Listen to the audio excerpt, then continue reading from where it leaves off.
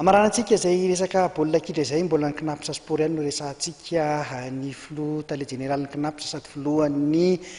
kinapotra sport no hitondra fanazavana amintsika amin'ity ariva ity izay navita dingana lehibe ny kinapotra sport tamin'ity taona 2024 ariva ity izay tompontakan'i Madagasikara, tompony amboaran-dranomasimbe indiana ary tompony amboaran'ny Madagasikara ihany koa ka hiatrika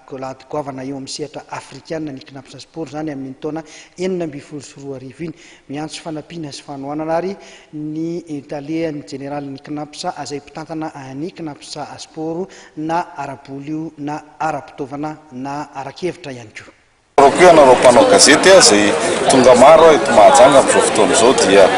zany rehetra zany dia tsika moa dia mitady zavatra tsara foana ny antso avo ataoko satria tsy maintsy ataonareo zay dia hoe ndao hiaraka amin'ny kinapotra sy ny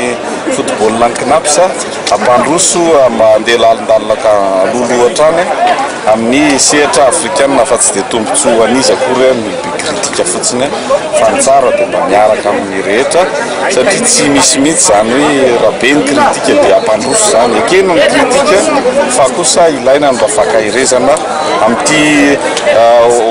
amin'ny ho avy eo zany dia mba miangavy zay mba fakahirezana amintsika malagasy rehetra mba halasa lavitra ny kinapotra eo amin'izay mba halasa lavitra ny kinapotra sport football zay hiatrika ny fifanitsanana afrikanina ahoana ny hiatrehana zay misaotra anareo io moa dia hitanareo ny pilalaontsika dia mbola tao anatiny ezaka hatrany izy zany nandritran'izay fotoana maro efa amam-bolana maro tsy dia miaraka tamin'ny fianakaviana dia isy ny fialan-tsasatra kely eo amin'ny folo andro eo dia hiverina hanomana an'izany isy ny programa ny match amicaux misy ihany koa ny fanomanana ny amin'ny lafiny fizika dia eo moatsika mifanoro eo arak'izay lazaiko zay miandry tolotany io tsy voatery vola